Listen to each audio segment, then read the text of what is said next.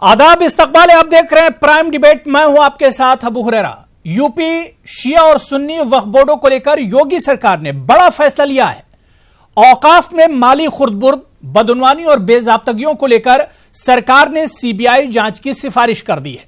योगी सरकार ने सेंट्रल वक्फ कमेटी की रिपोर्ट के बाद मामले की जांच सीबीआई से कराने का फैसला लिया है। दोनों वक्फ बोर्डों के अरकान और चेयरमैन पर बदउनवानी के इल्जाम लगते रहे हैं। सरकार के मुताबिक दोनों बोर्ड के खिलाफ बदउनवानी और बेजाब्तगी की सैकड़ों शिकायतें मिली हैं, जिसके चलते अब सरकार ने औकाफ के अमलाक की जांच का बड़ा फैसला लिया है। लेकिन सवाल यह उठता है कि क्या इस जांच से, इस इंक्वायरी से वक्फ बोर्ड पाको साफ हो पाएंगे?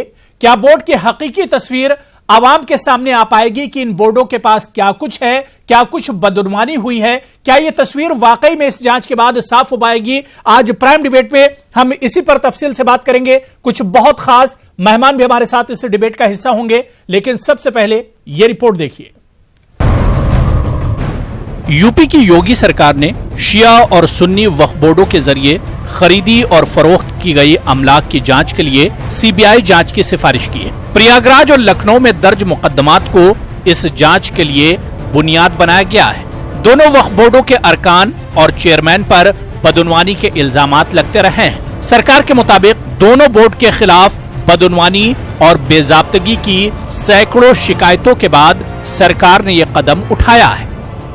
मुझे लगता है कि बहुत दिनों से जो मांग चल रही थी, तमाम बुद्धिजीवी और तमाम मौलाना लोग कर रहे थे, सुन्नी और शिया वक्फ बोर्ड को सीबीआई से जांच इसकी कराई जाए, क्योंकि इसमें तमाम प्रॉपर्टियां खुर्द-बुर्द की गई हैं, लाखों करोड़ का घोटाला हुआ है। तो मुझे लगता है अब दूध का दूध और पानी का पानी हो जाएगा। सीबीआई इसको पूरी तरीके से साफ कर देगी और जो संपत्तियां खुर्द-बुर्द की गई हैं, डिलीट की गई हैं, जिन्होंने भी इस षड्यंत्र में शामिल होकर काम किया है, उनके खिलाफ कार्रवाई होगी। शिया सेंट्रल वक्फ बोर्ड के चेयरमैन वसीम रिजवी ने सरकार के फैसले का खैर मकदम किया है, तो वहीं मुस्लिम दानिश्वरों का मानना है कि वक्फ बोर्डों की बदउनवानी का मामला सामने आना चाहिए। उत्तर प्रदेश शिया सेंट्रल वक्फ बोर्ड सरकार द्वारा वक्फ प्रॉपर्टियों को बेचे जाने और खरीदे जाने के संबंध में जो सीबीआई जांच कराए जाने का फैसला लिया है, उसका स्वागत करता है। शिया सेंट्रल वक्फ बोर्ड सीबीआई की जांच में सहयोग करने की दृष्टि से एक सूची तैयार कर रहा है, जिसमें भ्रष्ट मुतवल्लियों ने वक्फ प्रॉपर्टियों को खरीदा है और या बेचा है अपने निजी स्वार्थ के चलते। वक्फ की ज़मीनों पर नाजायज़ कब्जे किए गए, वक्फ की जायदाद को बेजा तरीके से बेचा गया और बहुत दफ़ा ऐसा भी हुआ कि उनको अपनी ज़ाती मफाद के लिए इस्तेमाल किया गया। तो अगर सीबीआई इंक्वायरी होती है तो ये तमाम पहलू और ये तमाम चीज़ें जो अभी तक के पर्दे के पीछे छुपी हुई थीं, वो भी सामने आ जाएंगी और वो लोग जो इसमें बड़े पैमाने पर मुलव्विस हैं, उनके भी चेहरे सामने आने की उम्मीद है। वक्फ बोर्ड और बदउनवानी का रिश्ता चोली दामन का रहा है। इससे पहले योगी सरकार ने बोर्ड से जुड़े सभी लेन देन का ऑडिट कैग से कराने का हुक्म दिया था। वक्फ बोर्ड बदउनवानी को लेकर समाजवादी पार्टी के कदावर लीडर आजम खान पर भी उंगली उठती रही है। सवाल ये उठता है कि क्या इससे वक्फ बोर्ड पाको साफ हो पाएंगे? क्या बोर्ड की हकीकी तस्वीर सामने आ पाएगी? और सबसे अहम सवाल ये कि क्या इस जांच से वक्फ बोर्ड की बदउनवानी पर ब्रेक लगेगा? Bureau report, news 18 Urdu. तो यूपी की योगी सरकार ने शिया और सुन्नी वक्फ बोर्डों में जो बदउनवानी हुई है, जो बेजाब्तगी है, उसे एक तरह से दूध का दूध और पानी का पानी करने के लिए अब सीबीआई जांच की सिफारिश कर दी है। सवाल यही उठ रहा है कि क्या वाकई में सच्चाई से अब पर्दा उठ पाएगा? क्या वाकई में जो असली तस्वीर इस वक्त वक्फ बोर्डों की है, मुतवल्लियों की है, यहां के चेयरमैन, यहां के अराकीन की है, यहां के मेंबर्स की है, क्या वो तस्वीर वाकई में सच एक तरह से सामने आ पाएगा? क्या वाकई में वक्फ के जो सही मुस्तहक हैं उन तक एक तरह से इसका फायदा नहीं पहुंच रहा है? क्या यही सच्चाई है वक्फ बोर्डों की? इसे भी आज हम प्राइम डिबेट में समझेंगे। और कितनी कारकर्द होगी योगी सरकार की सीबीआई से ये जांच, इस पर भी हम बात करेंगे। कुछ खास मेहमान मेरे साथ जुड़े हुए हैं। बहुत जल्दी अपने मेहमानों का आपसे तारुफ करा देता हूं। मेरे साथ डॉक्टर एमएच खान साहब, पॉलिटिकल एनालिस्ट हैं, सियासी तज्जिया निगार हैं, यूपी की सियासत पर बड़ी अच्छी नजर रखते हैं। एमएच खान साहब, कमर अली साहब लीडर हैं बीजेपी के, वो भी हमारे साथ जुड़े हुए हैं। वसीम रिजवी साहब, आप चेयरमैन हैं शिया सेंट्रल वक्फ बोर्ड के, आप भी लखनऊ से हमारे साथ जुड़े हुए हैं। और इनके अलावा सैयद सादत अली साहब एक्सपर्ट हैं वक्फ एक्ट के, आप भी मेरे साथ इस डिबेट का हिस्सा हैं। कुछ देर में और कुछ मेहमान इस इशू पर हमारे साथ जुड़ेंगे। जितने मेहमान जुड़े हुए सभी का बहुत इस्तकबाल और वेलकम है न्यूज 18 उर्दू में। मैं सबसे पहले कमर अली साहब आपसे ही शुरुआत करना चाहूंगा कि योगी सरकार ने जो सिफारिश की है सीबीआई जांच की शिया और सुन्नी वक्फ बोर्डों की जांच के लिए, कितना फायदेमंद होगा, या इस सिफारिश के पीछे असल वजह सरकार की और मंशा क्या है?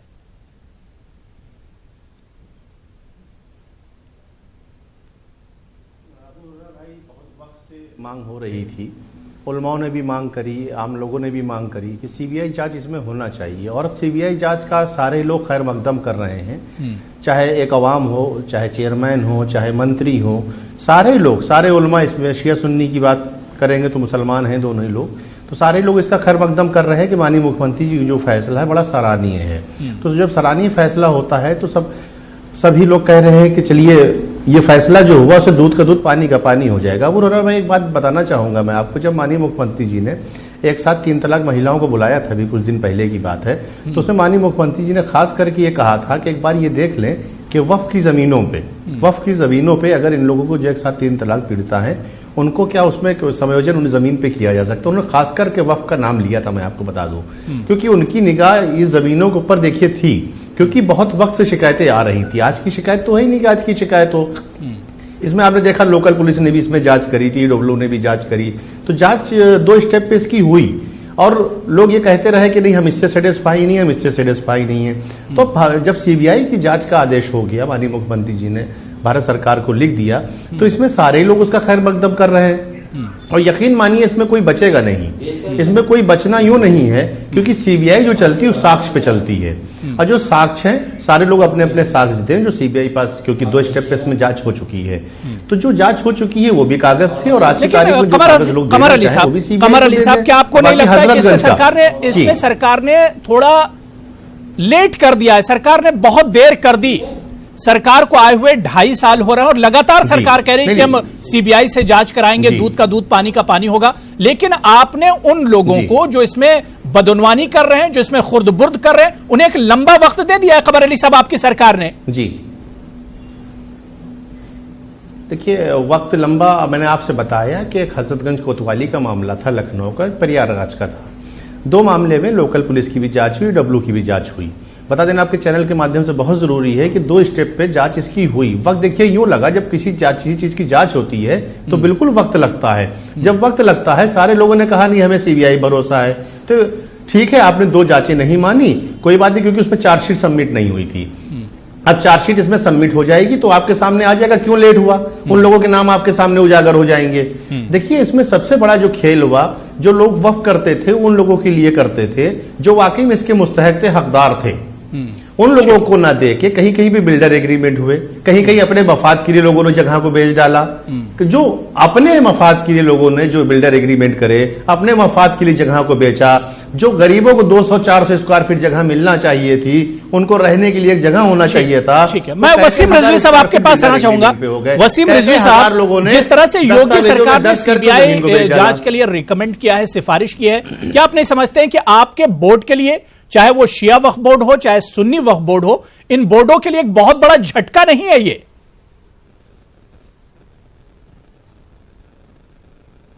जी नहीं, बिल्कुल झटका नहीं है। देखिए ऐसा है कि वो लोग जिनके खिलाफ हम कार्रवाई भी नहीं कर पाते, हमने कबूल किया कि बहुत बदउनवानियां दोनों वक्फ बोर्डों में, हम अपने वक्फ बोर्ड की बात करते, सुन्नी वक्फ बोर्ड की तो खैर मैं क्यों करूं, बहुत बदउनवानियां मुतवल्लियों ने की हैं। हम एक एक्ट के तहत बने हुए हैं। आपके साथ में इस पैनल में जो वक्फ अधिनियम है उसके जानबकार भी बैठे हुए हैं। वक्फ बोर्ड की एक सीमाएं हैं जहां तक वो कार्रवाई करता है। हमने उस कार्रवाई के अंतर्गत बहुत सी कार्रवाइयां ऐसी की जहां पर एडमिनिस्ट्रेशन ने हमारा साथ दिया, वहां पर तो हमने रिकवर किया, लेकिन जहां पर साथ नहीं दिया आज भी वो कार्रवाइयां पेंडिंग है। प्रॉपर्टियां कब्जे हुए अवैध, अब आप बताइए वक्फ बोर्ड कहीं जाकर अवैध कब्जा नहीं कराता। हमने कोई अगर वक्फ की प्रॉपर्टी को बेचने की कोई परमिशन जारी की हो, ट्रांसफर की कोई परमिशन जारी की हो, तो हम लिखित रूप में गुनाहगार हैं। लेकिन अगर के किसी मुतवल्ली ने कोई भी वक्फ को बगैर बोर्ड की नॉलेज में बेच डाला, कुछ फर्जी कागजात बनाकर, अपनी निजी प्रॉपर्टी बताकर, उस कंडीशंस में जब हमारे पास शिकायत आती है तो हम कार्रवाई करते हैं। धारा 51 और 52 के अंतर्गत कार्रवाई होती है और वो कार्रवाई करने के बाद हम डीएम को भेजते हैं कि हमको इस प्रॉपर्टी का कब्जा दिलाइए। लेकिन अगर के जिले का कलेक्टर या जिले का एसपी मुकदमा नहीं दर्ज करता या जिले का कलेक्टर हमें उसका कब्जा नहीं दिलाता, तो ये बताइए इसमें मेरी क्या कमी है? या वक्फ बोर्ड, कोई भी वक्फ बोर्ड, तो वक्फ बोर्ड के लिए तो ट्राइब्यूनल्स भी बने हुए हैं के साथ में कहते हैं वक्फ बोर्ड के लिए वसीम साहब, तो ट्राइब्यूनल्स भी बने हुए हैं, वहां से मदद ली जा सकती है। मैं देखिए क्या कह रहे हैं आप? मैं वसीम रिजवी साहब ये कह रहा हूं कि वक्फ बोर्डों के लिए क्या तो कह रहे हैं ट्राइब्यूनल्स भी बने हुए हैं, वहां से भी मदद ली जा सकती है। देखिए, जो हमारे दायरे हैं उन दायरों में के रहते हम सिर्फ डीएम और कलेक्टर, हम बेची हुई प्रॉपर्टी की बात कर रहे हैं, प्रॉपर्टी की खरीद फरोख्त में सिर्फ हम सुनवाई करते हैं। सुनवाई करने के बाद उसका निस्तारण करके डीएम को भेजते हैं कि आप रिक्विजिशन जारी करते हैं कि आप ये प्रॉपर्टी हमको अटैच करो, हमें वापस दिलाओ। डीएम के बाद वो डीएम की कार्रवाई होती है, एसपी को भेजते हैं कि आप इसमें मुकदमा दर्ज करो, क्योंकि ये एक ठीक है। लेकिन वसीम रिजवी साहब लगातार इस पर उंगलियां क्यों उठ रही हैं? चाहे शिया वक्फ बोर्ड, क्योंकि आप शिया वक्फ बोर्ड से मुतालिक वहां के चेयरमैन भी हैं, लगातार इस पर उंगलियां क्यों उठती रही? सरकार जब से सरकार बदली, उससे पहले की मैं बात नहीं कर रहा हूं, 2014 में जब से योगी सरकार आई है, लगातार योगी सरकार आने के बाद 2017 से लगातार इस पर उंगलियां उठती रही। आखिर उंगलियां क्यों उठ रही हैं? जब आप सारी सच्चाई आप रख रहे हैं और बिल्कुल आईने की तरह जब आपके यहां सारी चीजें साफ हैं, सबसे पहले योगी सरकार के इस कदम का आपने खैर मकदम किया है, तो आखिर फिर इस पर उंगलियां क्यों उठ रही वसीम रिजवी साहब? उंगलियां इसलिए साहब उठ रही हैं कि जब वक्फ की एक संपत्ति को लेकर कई दावेदार होते हैं, वक्फ बोर्ड जब फैसला कोई करता है तो किसी एक के पक्ष में जाता है, दूसरे जो पक्ष जो वक्फ बोर्ड से नाराज होते हैं वो वक्फ बोर्ड के ऊपर कीचड़ उछालते हुए जाते हैं कि वक्फ बोर्ड ने यह खा लिया, वक्फ बोर्ड ने वो खा लिया। बगैर साक्ष्य के वक्फ बोर्ड के ऊपर बदनामी के तमगे लगते चले जाते हैं। सवाल इस बात का है कि मैं क्यों खैर मकदम कर रहा हूं, मैं क्यों इस जांच से डरा हुआ नहीं हूं, मैं चाह रहा हूं जांच हो, क्योंकि वो लोग जिनके खिलाफ हमने लिख के भेजा, हमारे मतलब थक गए, हाथ थक गए। हुकूमतों ने भी, जो इससे पहले हुकूमत आई, 4 बार अखिलेश यादव जी को मैंने पत्र लिखा है डिटेल के साथ में कि सीबीआई जांच कराइए, और वो पत्र वक्फ बोर्ड के पास मौजूद है, लेकिन सीबीआई जांच नहीं हुई। मैं जब योगी सरकार आई थी तो माननीय योगी जी से खुद मिला था और सीबीआई जांच की मैंने उनसे सिफारिश की थी, वो भी खत मेरे पास मौजूद है।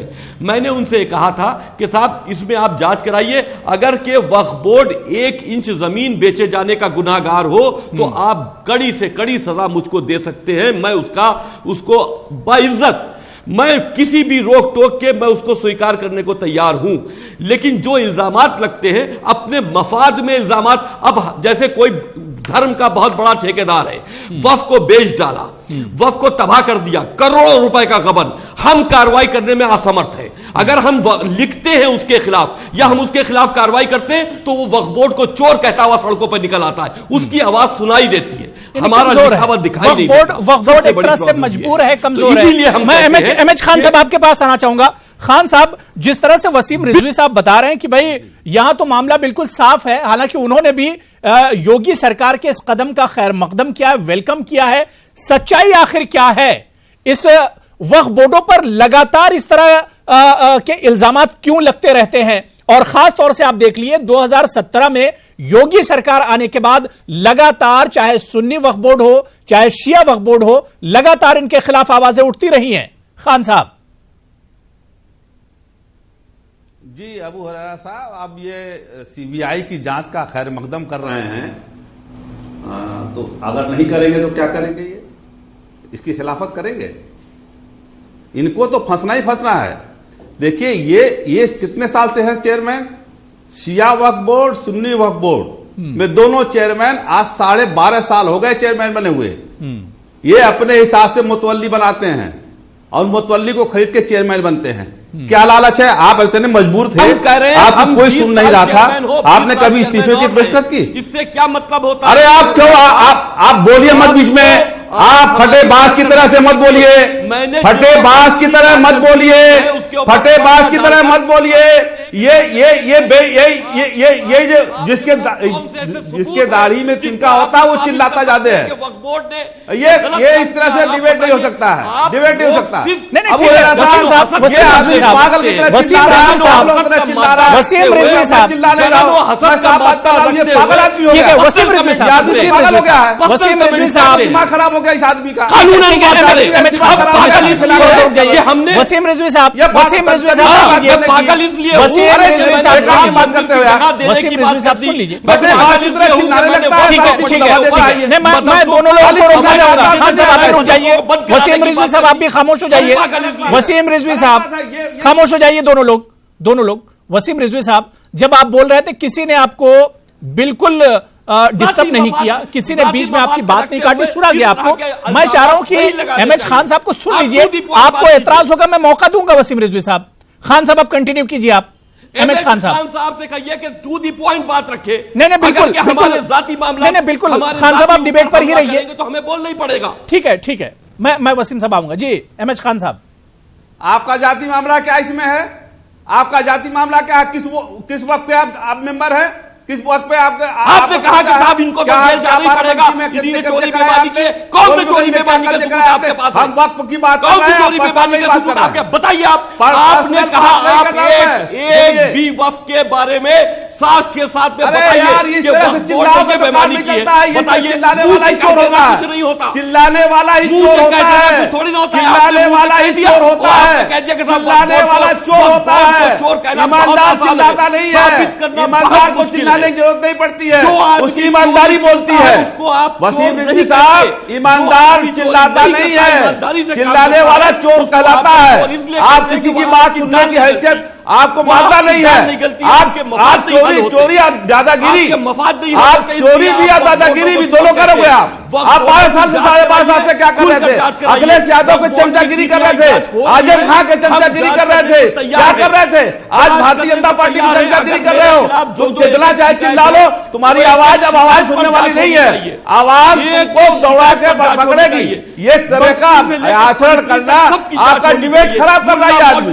ये फटे बाज की तरह चिल्ला रहा है। मैं दोनों लोगों को रोकना चाहूंगा, मैंने बहुत टाइम दे दिया है। मैं फिर रिक्वेस्ट कर रहा हूं, मैं वसीम रिजवी साहब आपसे भी और खान साहब आपसे, मैं ये रिक्वेस्ट कर रहा हूं, जब आपकी बारी आएगी, जब जिसकी बारी आएगी, जिससे मैं सवाल करूंगा वही जवाब दे। वसीम रिजवी साहब आप खामोश हो जाइए, खान साहब आप भी खामोश हो जाइए। मैं ये चाह रहा हूं कि बड़ा अच्छा डिबेट है, बहुत सेंसिटिव इशू है, बहुत सेंसिटिव ये एक तरह से मुद्दा है।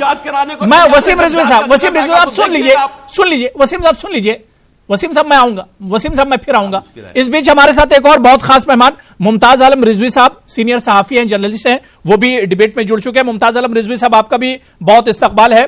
मैं सादत अली साहब आपके पास आना चाहूंगा, क्योंकि वक्फ एक्ट के आप माहिर हैं और इस पर काफी काम आपने किया है। सादत अली साहब, एक तो मसला जो है बहुत पेचीदा है। जब हम वक्फ बोर्ड की बात करते हैं तो सादत अली साहब पहली नजर में तो यही लगता है कि वक्फ बोर्ड और जो बदउनवानी, करप्शन और जो बेजाब्तगी है साहब, उसका चोली दामन का साथ नजर आता है। बहुत पेचीदा है मसला नजर आता है, ऐसा क्यों होता है?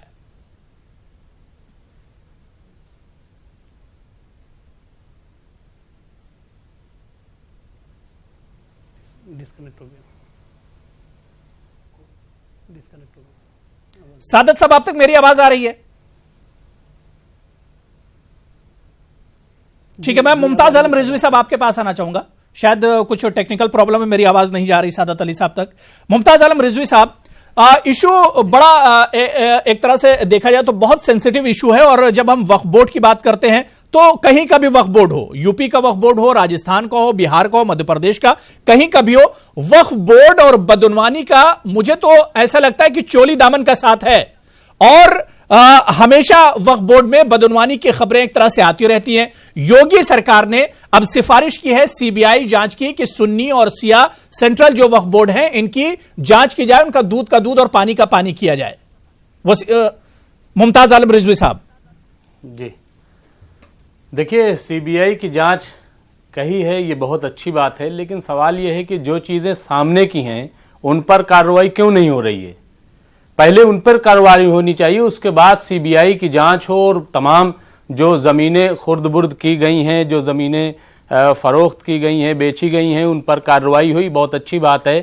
लेकिन सवाल यह है कि अगर वाकई ईमानदारी है, न सिर्फ यूपी बल्कि दूसरी जो रियासतें हैं जहाँ के औकाफ हैं वहाँ की बहुत सारी चीज़ें सामने की हैं, मुकदमात चल रहे हैं, सारी चीज़ें जाहिर हो रही हैं, सब कुछ है, लेकिन जाहिर है कि उन पर कार्रवाई नहीं होती है। जब वक्फ बोर्ड को जमीन देने की बात की जाती है तो उस पर कार्रवाई नहीं होती है। खुद जो है हुकूमतें औकाफ की जमीन पर काबिज हैं, लेकिन वो छोड़ने के लिए तैयार नहीं है। इसी तरीके से आप देख लीजिए कि जो औकाफ में लोग रहे हैं वो खुद उस पर काबिज हो गए, बड़ी बड़ी इमारतें बनी हुई हैं। लखनऊ जो है वो आधा वक्फ है, लेकिन उस पर कार्रवाई क्या सीबीआई कार्रवाई होगी? मैं जानना चाहता हूं कि सीबीआई जो जांच करेगी वो करेगी क्या? सीबीआई जिस तरीके से काम कर रही है आपको मालूम है, वो बताने की जरूरत नहीं है। तो आप सीबीआई की जांच करें, बहुत अच्छी बात है, लेकिन जो सामने की चीज है कम से कम उस पर तो कार्रवाई की जाए। जिन लोगों पे मुकदमात दर्ज हैं, जिनके मामलात जो है अदालत में चल रहे हैं, उनकी क्या सही से पैरवी की जा रही है? क्या औकाफ को छुड़ाने के लिए सही सी पैरवी की जा रही है? नहीं की जा रही है। सवाल यह है कि क्या होगा? नहीं, हमारे साथ वसीम रिजवी साहब भी, मुमताज साहब बैठे हुए। वसीम रिजवी साहब ने कहा कि हमारी जो एक हद होती है, उन्होंने मजबूरी जाहिर की कि वक्फ बोर्ड चेयरमैन के सामने कितनी मजबूरियां होती हैं। उन्होंने कहा कि भाई हमारे बस में एडमिनिस्ट्रेशन नहीं है, हम तो डीएम और एसएसपी तक ही पहुंच पाते हैं, उसके बाद मामला एक तरह से लटक जाता है। मजबूरी यहां पर जाहिर कर रहे हैं वक्फ बोर्ड के लोग। नहीं, मजबूरी क्या है? वक्फ बोर्ड के लोग तो खुद जिम्मेदार हैं। आज अगर औकाफ पे इतना मामलात खराब हुए हैं तो उसके जिम्मेदार वक्फ बोर्ड के खुद लोग हैं। वही लोग जो है अपना उल्लू सीधा करते हैं। जिस तरीके से इससे पहले जब समाजवादी पार्टी की हुकूमत थी तो बताने की जरूरत नहीं है कि क्या क्या हुआ है। तो वो लोग तो खुद ही, अगर ईमानदारी से वक्फ बोर्ड काम करे, लेकिन चूंकि वक्फ बोर्ड को हुकूमत की सरपरस्ती चाहिए और हुकूमतें, अभी आपने सवाल उठाया था कि क्यों ऐसा होता है, दरअसल होता इसलिए है क्योंकि हुकूमत जो है वो अपने पसंदीदा आदमी को वहां पे बैठालती है, चेयरमैन बनाती है और फिर जो चाहती है वो करती है। यही वजह है कि आज तक सरकारी जो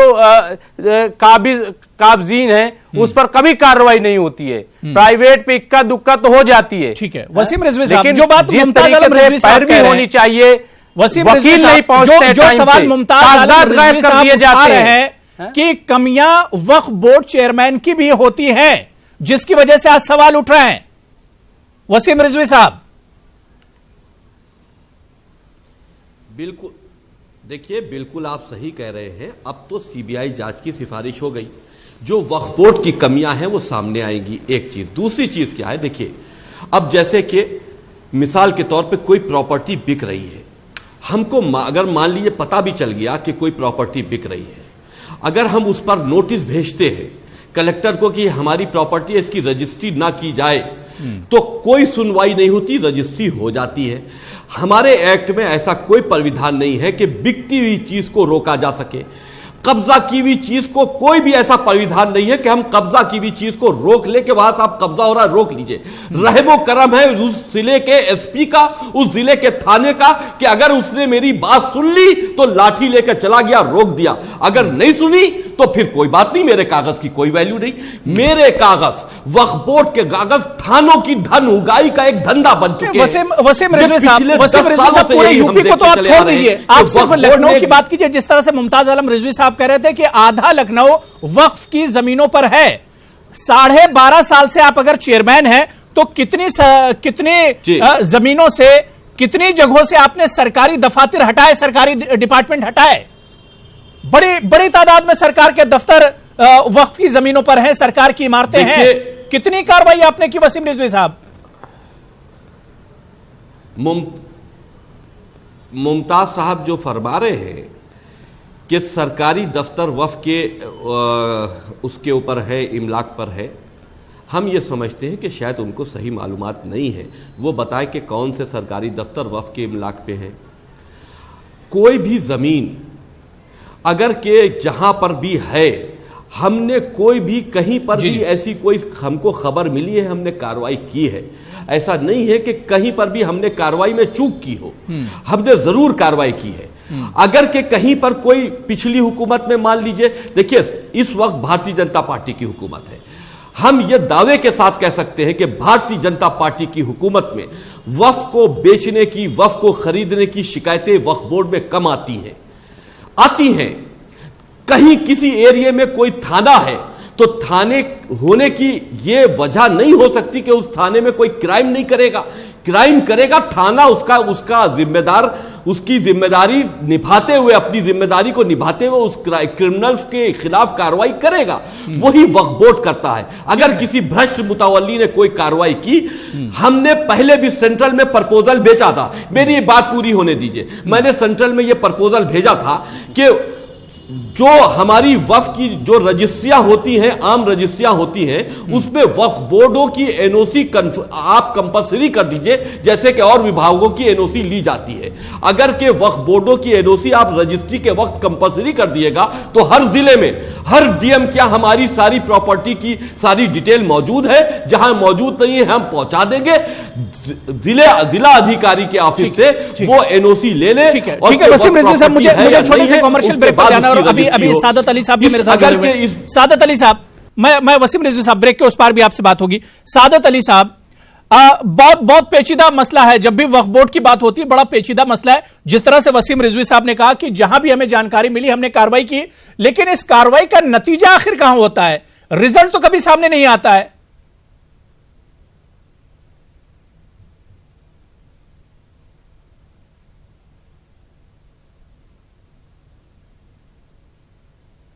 आवाज चली गई, फिर चली गई आवाज। जब भी नंबर आता है आवाज आती। सादत साहब, आवाज आ रही है आप तक? जी सर, आवाज आई। जी, मैं ये कह रहा था कि कार्रवाई तो वक्फ बोर्ड वाले करते हैं, लेकिन उसका नतीजा सामने नहीं आता है, कोई रिजल्ट नहीं आता है। जी सर, कार्रवाई तो वो करते हैं, लेकिन ये भी देखने की बात है कि कार्रवाई कितने केसेस के अंदर होती है। कार्रवाई कितने केसेस के अंदर होती है जी, क्योंकि आप ये मान के चलिए कि हर जिले की एक कमेटी होती है। जब उस जिले में किसी वक्फ प्रॉपर्टी के ऊपर कब्जा हो रहा होता है तो वक्फ बोर्ड के अंदर कितनी शिकायतें आती हैं? वो शिकायत नहीं आती, 1%, 5% शिकायत आती है। अगर मैं 60% में वक्फ बोर्ड के जो जिम्मेदार लोग हैं उनको जिम्मेदार मानता हूं कि उनकी तरफ से कार्रवाई प्रॉपर नहीं होती, और 40% सरकार भी जिम्मेदार है। मैं रिजवी साहब की इस बात से भी इत्तेफाक करता हूं कि वो एक स्टेज पे आके मजबूर हैं, उससे आगे वो काम नहीं कर सकते, वो एंक्रोचर्स को हटाने के लिए नोटिस देते हैं। जब वो नहीं हटते हैं तो उनको एसडीएम के पास में जाना पड़ता है। सेक्शन 54 के अंदर सीओ को ये पावर है कि वो कब्जा हटाए, लेकिन सीओ के पास कब्जा हटाने के लिए कोई फोर्स नहीं होती, वो उस स्टेज पे आके मजबूर हो जाते हैं। बिल्कुल, कहीं ना कहीं वक्फ बोर्ड की भी अपनी एक मजबूरी, एक मजबूरी होती है। बिल्कुल, क्योंकि बहुत अच्छी बातचीत हो रही है। कमर अली साहब, आपके पास आना चाहूंगा। कमर अली साहब, ब्रेक पर जाने से पहले जो डिबेट पे चर्चा हो रही थी कि वसीम रिजवी साहब ने भी एक मजबूरी जाहिर की और सादत अली साहब ने भी उस पर एक तरह से उन्होंने भी बताया कि किस तरह से वक्फ बोर्ड एक हद तक जाने के बाद मजबूर हो जाते हैं। क्या कमर अली साहब, ये सरकार की जिम्मेदारी नहीं बनती है कि जहां पर इंक्रोचमेंट है, जहां पर नाजायज कब्जे हैं, वक्फ बोर्ड के साथ सरकार भी खड़ी हो? अबू हुरैरा जी, एक लंबे वक्फे के बाद हमारी सरकार आई 15 साल के बाद, और आपने देखा कि और हुकूमतों ने जो था आग बंद करके उन चीजों को बड़ा सपोर्ट किया जो चल रहा था चलने दिया। वोट बैंक की राजनीति थी, कहना बहुत जरूरी है आपके चैनल के माध्यम से, क्योंकि वोट बैंक की राजनीति पहले हुआ करती थी। जो भी होता था, जैसे भी चलता था, सब चलता रहता था। आप यकीन मानिए कि बड़ी एक तकलीफ होती है, जो जिसके हुकूक होते हैं, जो आखिरी खड़ा व्यक्ति होता है, वो उसके हकदार होते हैं, उनको ना मिलके अमीरों को चीज परोस दी जाती है और उन लोगों को दे दी जाता है जो इसके मुस्तहक नहीं थे। आप बताइए, जो मुस्तहक नहीं थे आपने दे दिया, आपने आंखें बंद कर ली।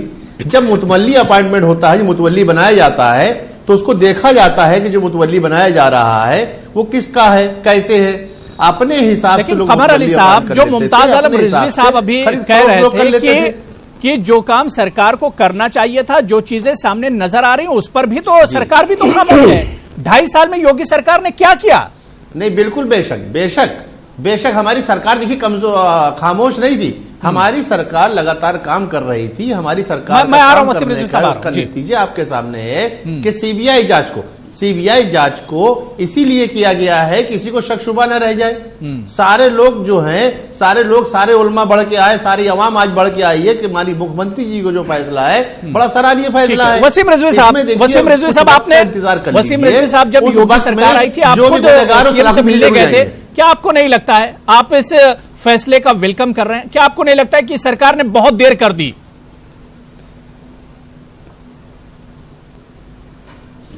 देखिए, अब वो क्या मजबूरियां रही या क्यों फाइल इतनी देर में पुटअप हुई, बहरहाल हम इस बात का स्वागत करते हैं कि वो देर से सही लेकिन एक सही फैसला सामने आया। अब हम छोटी सी बातें आपको बता दें। लखनऊ शहर की अभी आपने बात की थी। लखनऊ शहर में हमारे वक्फ बोर्ड में 47 कब्रिस्तान दर्ज है, जिसमें से 31 कब्रिस्तान गायब हैं। 31 कब्रिस्तान गायब हैं 47 में से जी, जिनका अब नामो निशान मिट चुका है। 25-30 साल पहले वो बेचे जा चुके हैं, कमर्शियल मार्केटें और बड़े बड़े फ्लैट और मकानात बन चुके हैं। जब ये मामला मेरे सामने आया, मैंने इस पे जांच बिठाई, मैंने सहयोग मांगा पिछली हुकूमत में कि साहब मुझको इसमें जो लोकल थाने हैं उसमें से मुझको कोई एक सिपाही दिया जाए जो मौके पे जाकर इसकी जांच कर पाए। मेरा बोर्ड का इंस्पेक्टर गया, कोई सिपाही कोई दरोगा पिछली हुकूमत में हमको मुहैया नहीं हुआ। हम रामगंज एरिया में हमारे इंस्पेक्टर को लोगों ने दौड़ा के मारा, उसने आके हाथ जोड़ लिए कि साहब मैं जांच नहीं कर सकता, लोग तो मार रहे हैं, वहां ना कब्रिस्तान है ना जमीन है, वहां तो बड़ी बड़ी इमारतें खड़ी हैं। हमने उस पर सीबीआई जांच करने के लिए रिक्वेस्ट की अखिलेश हुकूमत से कि साहब ऐसी ऐसी प्रॉब्लम्स हैं, आप इसमें सीबीआई जांच कराइए, हमारे कब्रिस्तान गायब हो चुके हैं, लेकिन कोई भी पत्ता हिलने को तैयार नहीं हुआ। अब आप देखिए, मेरठ में विजय माल्या का प्रकरण, मेरठ में विजय माल्या जी का एक शराब खाना चल रहा था, हम तक शिकायत आई, हमने उस पर कार्रवाई की। उसी कार्रवाई के दौरान गुलाम नबी आजाद के फोन से मुझ पर फोन कॉल आई और जिसमें यह कहा कि राहुल गांधी जी बात करेंगे। उन्हीं ने मुझसे कहा कि साहब विजय माल्या जी शरीफ आदमी हैं, उनके खिलाफ कार्रवाई मत कीजिए। हमने कहा जी, ये कहकर हमने फोन उनका रख दिया। हमने फौरन उसी वक्त प्रमुख सचिव को भी लिखा, हमने राज्यपाल को भी लिखा। केंद्र में जो उस वक्त सूबे में समाजवादी पार्टी की हुकूमत थी, लेकिन मैंने कार्रवाई में देर नहीं की। जितनी तेज चल रहे थे उससे और तेज चले और हमने कार्रवाई करके कंप्लीट की और जिले के डीएमएसपी से खुद मिलने गए। उन्हीं ने मना कर दिया, हमसे हाथ जोड़ लिया कि साहब मैं इसमें कुछ भी नहीं करूंगा। मजबूरन मुझे कोर्ट का दरवाजा खटखटाना पड़ा, लेकिन कोर्ट से भी ऑर्डर होने के बावजूद विजय माल्या उसको बेचकर भाग गए। अब आप देखिए, मोहसिन रजा जी जो इस वक्त वक्फ के राज्य मंत्री हैं, मोहसिन रजा जी जब कांग्रेस में हुआ करते थे, हम अभी की बात नहीं कर रहे, जब कांग्रेस में हुआ करते थे तब उन्होंने सफीपुर में, और सबसे ज्यादा जो बर्बादी हुई है वो जो अभी कहा जा रहा था कि मुतवल्ली हम देख के अपॉइंट नहीं करते, सबसे ज्यादा बर्बादी वक्फ अलल औलाद में हुई है, जिसमें वक्फ डीड के अनुसार मुतवल्ली बनता है। जहां हम मुतवल्ली अपॉइंट करते हैं वहां पर बर्बादी नहीं होती। जहां पर वक्फ डीड से मुतवल्ली बनते हैं, वक्फनामे से मुतवल्ली बनते हैं, जिसे वक्फ बोर्ड को बनाना ही पड़ता है, वहां पर वो अपनी जाती मिल्कियत समझ के वक्फ प्रॉपर्टी को बेच डालते हैं चुपके से। उसके बाद सारी आफत वक्फ बोर्ड के ऊपर आती है। मोहसिन रजा जी ने अपनी वक्फ की प्रॉपर्टी जो उनकी अलल औलाद थी बेची, कब्रिस्तान बेचे, सफीपुर की बहुत सी जायदाद बेची। हमारे पास रजिस्ट्रियां आई, उन्हीं के खानदान वालों ने हमसे शिकायत की, हमने उस पर जांच बिठा ली, हमने मोहसिन रजा जी को तलब किया, वो वक्फ बोर्ड में आए, उन्हीं ने अपना पक्ष रखा। उसके बाद फिर इलेक्शन आ गया, इलेक्शन के बाद नतीजा सिफर रह गया। वसीम रिजवी साहब, इतना सब कुछ आपने भी किया, लेकिन नतीजा फिर भी सिफर रह गया। सादत अली साहब, सिफर इसलिए रह गया जी जी सिफर जी जी सिफर इसलिए रह गया, मेरी बात पूरी होने दीजिए। बात पूरी कर लीजिए कि सिफर इसलिए रह गया, सिफर इसलिए रह गया कि सामने वाल पावरफुल लोग थे, हम एक दायरे में बंधे हुए थे। हम कहते हैं नगर निगम को इतने अधिकार है कि वो अपनी प्रॉपर्टी के ऊपर बुलडोजर चलाकर खाली करा सकता है, हमको ये अधिकार नहीं है सिवाय खत लिखने के। वसीम रिजवी साहब, ये सच्चाई नहीं है। अखिलेश यादव की हुकूमत में आप भी बहुत पावरफुल थे, लेकिन काम सच्चाई यही कि काम उस जमाने में नहीं हुआ जब आप पावरफुल थे। जब आप पावरफुल थे उस जमाने में आपने काम नहीं किया, ये सच्चाई है। बिल्कुल, देखिए जहां अखिलेश यादव जी, मैं बता तो रहा हूं, अखिलेश यादव जी क्या सारी बातें मेरी सुनते थे? अखिलेश यादव जी से 4 बार मैंने सीबीआई जांच की बात की, उन्हीं ने माना। जहां जहां हमको सपोर्ट मिला भारतीय जनता पार्टी की हुकूमत में भी अभी हमने आगे चलवाया है। एमएच खान साहब, जो पूरी कहानी वसीम रिजवी साहब बता रहे हैं, उसे मुख्तसर में बस इतना कहा जा सकता है कि खोदा पहाड़ और निकली चुहिया। इतना हाथ पैर मारने के बाद भी लेकिन नतीजा हम सिफर देखते हैं। खान साहब देखिए अबू हुरैरा साहब, अगर मुझे आप बोलने देंगे तभी मैं बोल पाऊंगा। नहीं बिल्कुल आप बोलिए। अभी वसीम रिजवी साहब अभी चिल्लाने लगेंगे। अरे भाई, अगर आपको नहीं वो सुनेंगे, मैं रिक्वेस्ट कर चुका हूं, तब बोलिए। और नहीं तो आप उनका ऑडियो डाउन करा दीजिए। नहीं, ऑडियो डाउन कराइए। बहुत है कि टू द पॉइंट बात करें, होता है वो एलिगेशंस लगाने के पहले सबूत दे। आप देखिए, आप ही होशियार काबिल नहीं हैं इस दुनिया में, सबसे काबिल आप है। अभी आप चिल्ला रहे हैं कि क्या नाम है, अखिलेश यादव से बात कर रहे थे। पूरी दुनिया जानती है समाजवादी पार्टी में आजम खां के गोद में बैठे थे आप, तब क्या कर रहे थे आप? तब आपके पास पूरा पावर था। 5 साल आप बहुजन समाज पार्टी के साथ में रहे, तब क्या कर रहे थे आप? बैठने वाला 2.5 साल बीजेपी की सरकार में आ गए। आपको बात करने, अरे भाई कमाल कर दिया आपने। आप नहीं कर सकते थे तो आप क्यों हट गए? लोग हमेशा जो यही बोल रहे हैं, देखिए अबू हुरैरा साहब, इनको कितनी मिर्ची लग रही है, ये कितने फटे बात बोल रहे हैं। भाई कमाल है यार, अबू हुरैरा साहब, आप करें नहीं बोलने दिया जाएगा। मैं तो डिबेट छोड़ चला जाऊंगा। ये पागल आदमी है, इससे सामने क्यों बोला रहे मुझे? ये जो बात की तरह बोल रहा है, ये चिल्ला रहा है, ये क्यों बोल रहा है? बहुत हसास इशू है, बहुत देखिए कौम से जुड़ा हुआ मामला है, कौम से जुड़ा मामला। इस पर भी अगर लड़ते रहेंगे वसीम रिजवी साहब और खान साहब, मैं चाह रहा हूं जो इस इशू के पर्दे के पीछे की बातें हैं जो वसीम रिजवी साहब बता रहे थे, मैं चाह रहा हूं उसी पर बात हो। वसीम रिजवी साहब सुन लीजिए, वसीम रिजवी साहब सुन लीजिए, वसीम रिजवी साहब सुन लीजिए। खान साहब कंटिन्यू कीजिए। भाई कौम से जुड़ा हुआ मसला कौन उठाता है इस तरह के इशू? आज किस टीवी चैनल पर ये इशू उठाया गया? अरे बदतमीजी बात तुम करते हो यार, बेहुदी बात है, बदतमीज कहीं के।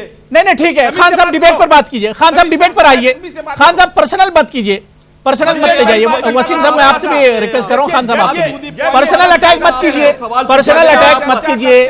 मैं दोनों से रिक्वेस्ट कर रहा हूं, आप डिबेट पर आइए, डिबेट पर आइए, टॉपिक पर आइए। ठीक है वसीम साहब, इल्जाम लगा रहे थे, उसका जवाब दिया। नहीं ठीक है वसीम साहब, मैं आ रहा हूं, वसीम साहब आ रहा हूं। खान साहब लगा कोई नहीं रहा है, आप खुद जब आप देखिए, मैं कह रहा हूं, जब आप समाजवादी पार्टी का नाम लेंगे, जब आप भारतीय जनता पार्टी का नाम लेंगे, तो आपसे सवाल किया जाएगा, आपके सवाल से सवाल किया जाएगा। आपसे कोई नहीं पूछ रहा था कि आप समाजवादी पार्टी में कितने करीब थे, अखिलेश से कितनी बार मिले, योगी आदित्यनाथ से कितने बार मिले। आज तो सवाल यह किया जा रहा है कि वक्फ की संपत्तियां क्यों बिक रही हैं, कितने मुतवल्लियों को आपने निकाला, कितने मुतवल्लियों को आपने नोटिस दिया। सवाल तो यहाँ वक्फ का हो रहा है। तो हम कह रहे हैं कि वक्फ की प्रॉपर्टियों में अगर वक्फ बोलने देना चाहते हैं में कोई भी अगर वक्फ बोर्ड का बेचने में हाथ है तो सीबीआई जांच का, इसीलिए तो हम खैर मकदम कर रहे हैं। अरे जनाब, इसीलिए मैं सीबीआई जांच का खैर मकदम कर रहा हूं। सीबीआई अगर के वक्फ बोर्ड का कोई हाथ है तो जिम्मेदार होगा। क्या करोगे? अगर वक्फ बोर्ड का हाथ नहीं है, वक्फ बोर्ड को यूं ही बदनाम करते हैं लोग अपने जाती मफाद में, तो कम से कम दूध से दूध पानी का पानी तो होगा। आपकी औकात है, सीबीआई जांच का विरोध करो। आप मैं तो ये कहता हूं अरे मैं क्यों करेंगे, हम तो मांगते चले आ रहे हैं, अखिलेश की सरकार से मांगते चले आ रहे हैं। हम तो कह रहे हैं वो लोग ये जो वक्फ की प्रॉपर्टी पर वक्फ की प्रॉपर्टी को दसे हुए एक नाक की तरह बैठे हैं, जांच के दायरे में वो आए। हम तो चाहते हैं वो जांच के दायरे में आए। हम तो ये कर दिया आज से नहीं, आज पिछले 10 साल से यही चाहते हैं तकलीफ हो रही है, इसमें जांच हो। वो टाइप के मुल्ला दिखावे में सिर्फ धर्मगुरु है, लेकिन वो खोरी कर रहे हैं। उस टाइप के लोग जो कि आज पर बैठे हैं। मैंने दोनों को बहुत टाइम दे दिया। ठीक है, बात हो गई। मैं मुमताज आलम रिजवी साहब, आखिर कमियां कहां रह जाती हैं? बार बार सवाल क्यों उठते हैं वक्फ बोर्डों पर? वक्फ बोर्ड जो कौम के लिए बनाए गए हैं, जो हमारे आबा अजदाद ने अपनी जो अमलाक थी वो छोड़ दी थी कि हमारी नस्लें इस पर एक तरह से तरक्की करेंगी, उनकी फलाह के लिए काम होगा, लेकिन हम देखते हैं सब खुर्द-बुर्द हो रहा है, बर्बादी है, बदउनवानी है। कमियां कहां रह जाती हैं वसीम रिजवी साहब? माफ कीजिएगा मुमताज आलम रिजवी साहब। देखिए, मैंने जो बात कही थी शुरू में, और उन्होंने कहा था कि बताएं वसीम रिजवी, तो उन्होंने अभी खुद ही बताया कि 35 कब्रिस्तान जो है वो गायब हो गए। ये बता रहे हैं शिया वक्फ बोर्ड के ताल्लुक से। मैंने पूरे औकाफ के ताल्लुक से बात कही थी, और जब अभी सीबीआई की जैसे ही खुद कह रहे हैं कि जब जांच होगी तो चीजें सामने आएंगी। इसका मतलब यह है कि इनको भी नहीं पता, तभी तो सीबीआई जांच हो रही है। जब सीबीआई जांच होगी तो बहुत सारी चीजें निकल करके आएंगी, और आधा अगर मैंने कह दिया तो ये इस तरीके से न लिया जाए कि मैंने कोई पैरामीटर बना करके, बल्कि मैंने कहा कि वक्फ की जमीन पर काबिज हैं, और मैंने सरकार का नहीं कि सरकारी, मैंने कहा वो भी हैं मैंने कहा। और मैंने बहुत खबरें इस तरीके की लिखी हैं। ये अभी वसीम रिजवी साहब कह रहे थे इलाहाबाद में इमाम बाड़े का मामला है, वहां पे इन्हीं पर इल्जाम लगा है, और नेशनल माइनॉरिटी कमीशन की तरफ से भी नोटिस गया और सब कुछ है। वहां एक इमाम बाड़ा था जो बहुत कदीमी था, उसको क्यों तोड़ा गया और क्यों वहां पे दुकान बिल्कुल वो बनाने की वो की गई, और जो उसकी शिनाख्त की ये खत्म क्यों की गई। नंबर 2 बात की, आप जो है रामपुर में कैसे कार्रवाई हो गई, इतनी सारी तमाम दुकानें गिराई गई। तो इसका मतलब यह है कि अगर गवर्नमेंट चाहे तो कार्रवाई हो सकती है उसमें। मैंने यही तो कहा कि इसमें सीबीआई की जरूरत नहीं है। अगर सीबीआई मान लीजिए कोई चीज दूध का दूध पानी का पानी कर भी देती है तो क्या होगा? दूध का दूध पानी का पानी तो है ना, जो दूध का दूध पानी का पानी, उस पर तो कार्रवाई हो।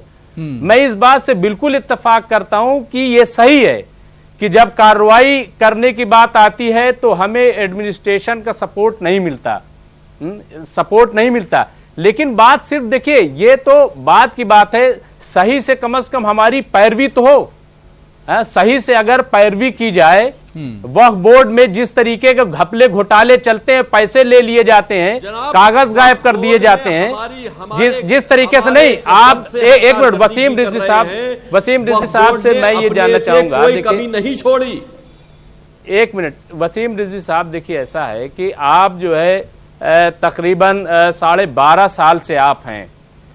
आप ये बताइए कि 12.5 साल से आप शिया वक्फ बोर्ड के चेयरमैन हैं, क्या आपको कामयाबी मिली? और अगर कामयाबी नहीं मिली तो क्या मशवरा, क्या यही कामयाबी है कि सीबीआई की जांच हो जाए? क्या ये कामयाबी आप समझते हैं कि सीबीआई की जांच हो जाए? 12.5 साल में क्या आपकी इतनी ही कामयाबी है? आपने मुझसे सवाल किया, 12.5 साल नहीं, मैं वक्फ बोर्ड में चौथी बार एक साल के लिए रहा हूं। इस 2 साल में हमने अपने 5 साल के काम पूरे किए। देखिए, बात यह है कि कामयाबी हमको कई जगह मिली। हमें बनारस में भी मिली, हमें आगरे में भी मिली, हमको लखनऊ में भी मिली। जहां जहां हमने जमीनें छुड़ाई हैं वो हमारी कामयाबियों में जाता है। हमने अपनी जो इबादत गाहें थी उनको चमकाया है।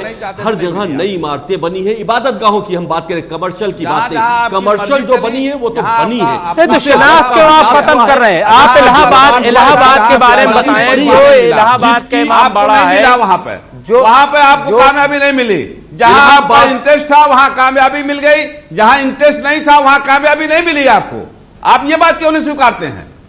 हर जगह पे कामयाबी मिली। जहां पर हमारी मदद हुई वहां कामयाबी हुई, वहां कामयाबी नहीं लिया। मदद नहीं होगी, कामयाबी नहीं था वहां कामयाबी नहीं लिया।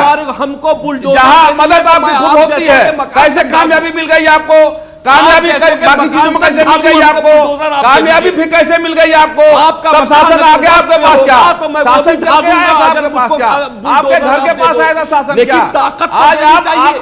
आज आप सिक्योरिटी लेकर चलते हैं, इसलिए चलते हैं। ठीक है, सादत साहब बहुत देर से वेट कर रहे हैं। अगर आपने हड़का नहीं है, ठीक है, बात हो गई। लेके क्यों चलते हैं आप? नहीं, ठीक है, सादत अली साहब बहुत देर से वेट कर रहे हैं। खान साहब सादत अली साहब जो बात मुमताज आलम रिजवी साहब कह रहे थे कि पैरवी की कमी रह जाती है, और दूसरा मेरा सवाल यह कि मैकेनिज्म डेवलप नहीं किया जाता है सही से, कोई मैकेनिज्म नहीं बनाया गया। हम आज तक यही देख रहे हैं कि वक्फ बोर्ड एक्ट की बात होती है तो लगता है कि सिर्फ मुसलमानों से जुड़ा हुआ मामला है, सरकार से इसका कोई लेना ही देना नहीं है।